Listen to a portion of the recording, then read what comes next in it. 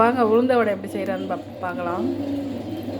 இதனால் ரெண்டுனா 200ங்க உளுந்து.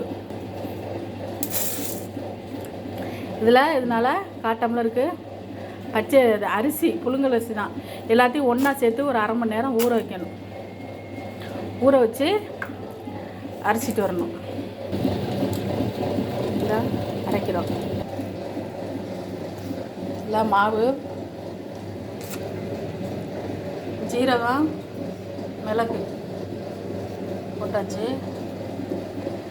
பச்சை மிளகா, சின்ன வெங்காயம், கருவேப்பிலை எல்லாத்தையும் வெட்டி நறுக்கி வச்சாச்சு. இதில் வந்து கலந்துக்க வேண்டியதும். தேவையான அளவு புளி.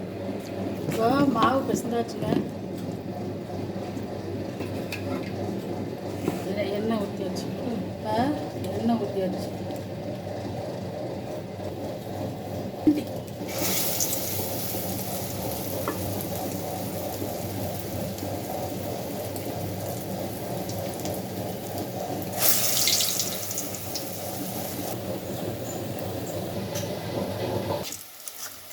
வடை வந்துருச்சு. நம்ம இப்போ இதை திருப்பி போட்டுக்கலாம்.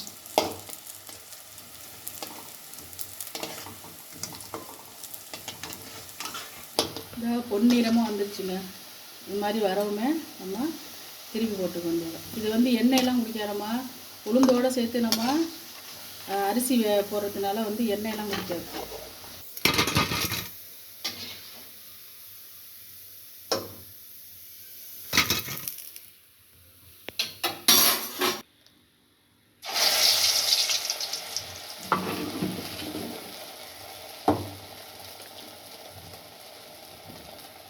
கட்டரில் வச்சு ஒரு அமுக்கிட்டு இப்படியே போட்டு வேண்டியது. தட்டில் வச்சு போடுவாங்க, இலையில வச்சு போடுவாங்க. இங்கே பாருங்கள், மாவு அப்படி எடுக்கணும். சில பேர் தட்டில் வச்சு அப்படியே தட்டி போடுவாங்க. இப்படி எடுத்து ஒரு உருண்டை போட்டு இங்கே பாருங்கள், நடுவில் கட்டரில் வச்சு ஒரு அமுக்கு. அவ்வளோதான். இங்கே பாருங்கள், மறுபடியும் சொல்கிறேன். இது வச்சு கட்டவரில் ஒரு அமுக்கு.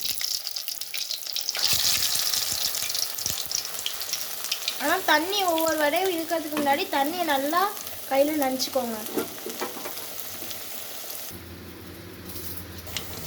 பச்சரிசி போட்டால் வந்து எண்ணெய் இழுக்குங்க மாவு. அதனால் புழுங்கல் அரிசினா என்ன பண்ணணும், ஆட்டும்போது நல்லா நெய் நெருக்கமாக வரும். அந்த ஈவனுக்கு நம்ம போட்டு ஆட்டினோம்னா எண்ணெயே குடிக்காது, நல்லா ஈவனாக வரும். தண்ணியை தொட்டு போட வேண்டியதுதான். குளகுளப்பாக இருக்குது, அது தண்ணியாக இருக்குது அப்படின்ட்டு பச்சரிசி போட்டோம்னா எண்ணெய் இழுக்கும். இப்போ பாருங்க, அதில் எண்ணெயே இருக்காது. மாவு போடக்கூடாது. உளுந்து ஊற போடையில் அரிசியும் போடணும். நம்மளாம் காமிச்சோம்ல, அது மாதிரி உளுந்து ஊற போடையில் அரிசியும் சேர்த்து அரைச்சோம்னா நல்லா கையில் துடையில் நல்லா வளன்னு வரும். இந்த பாருங்க, இப்போ வெந்துருச்சு. இந்த ஸ்டேஜுக்கு வரையில் நம்ம எடுத்துட வேண்டியதான்.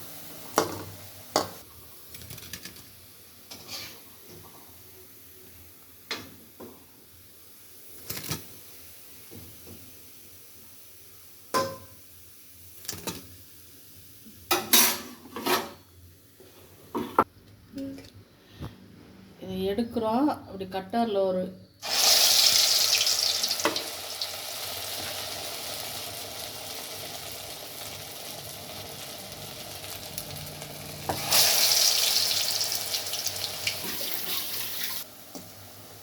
நம்ம இப்போ இதை திருப்பி போட்டுக்கலாம்.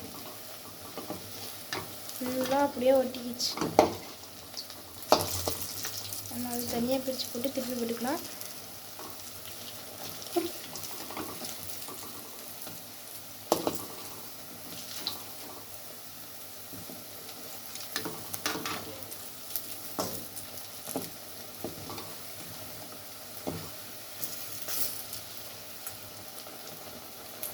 வடையும் கொலகொலும் சாம்பார் சாதத்தில் தொட்டு சாப்பிட ரெண்டும் சேர்ந்து சாப்பிட யார் யாருக்கெல்லாம் ரொம்ப பிடிக்குமோ அவங்களாம் கீழே கமெண்ட் பண்ணுங்கள்.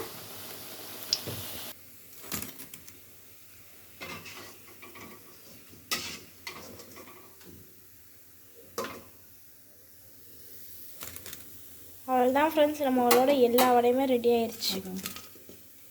இந்த வீடியோ உங்களுக்கு பிடிச்சிருந்துச்சுன்னா லைக் பண்ணுங்கள், ஷேர் பண்ணுங்கள், கமெண்ட் பண்ணுங்கள்.